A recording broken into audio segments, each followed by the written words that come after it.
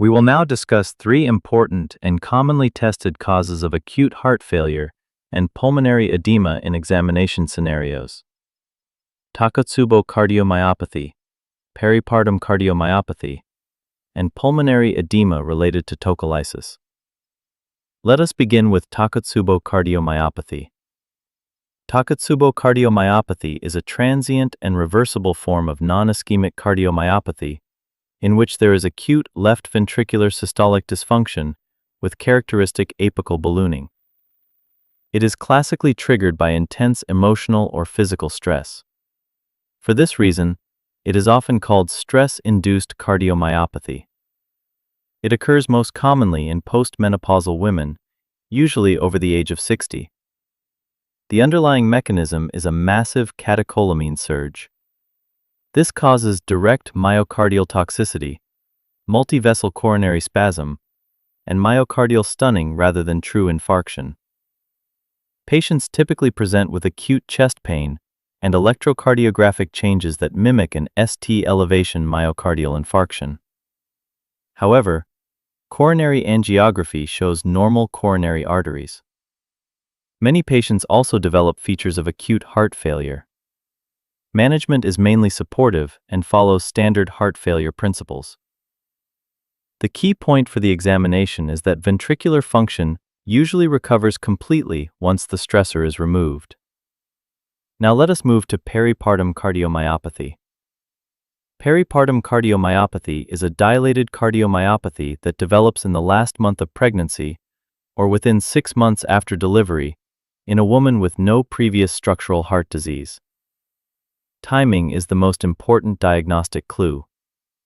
If heart failure occurs in this time window, you must think of peripartum cardiomyopathy. Risk factors include extremes of maternal age, multiparity, multiple pregnancies such as twins, hypertensive disorders of pregnancy, especially preeclampsia, African or Caribbean ethnicity, and maternal smoking or malnutrition. Management follows standard heart failure therapy with important pregnancy-related modifications.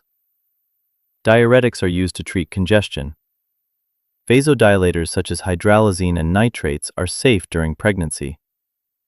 Beta blockers such as metoprolol are used for ventricular dysfunction.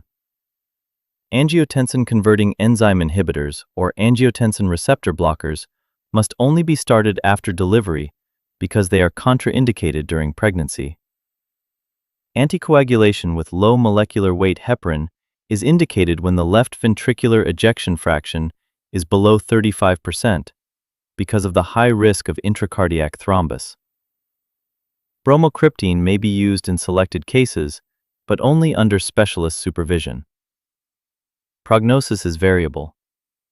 About half of patients recover normal ventricular function. The remainder have persistent left ventricular impairment.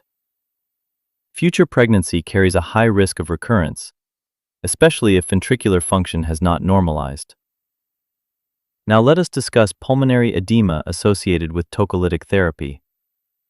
This is most commonly seen with beta-agonist tocolytics, such as terbutaline or ridodrine. The risk increases when these drugs are combined with corticosteroids, excessive intravenous fluids, or multiple pregnancy. The mechanism is not primarily cardiac.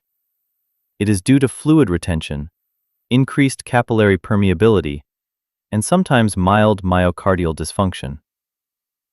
The key investigation is the chest radiograph. It shows pulmonary edema with a normal heart size. This is the crucial feature that distinguishes it from peripartum cardiomyopathy, where cardiomegaly is present. Management is immediate and practical. The tocolytic drug must be stopped. Give oxygen. Restrict fluids carefully and use diuretics if needed. Alternative strategies for preterm labor should then be considered.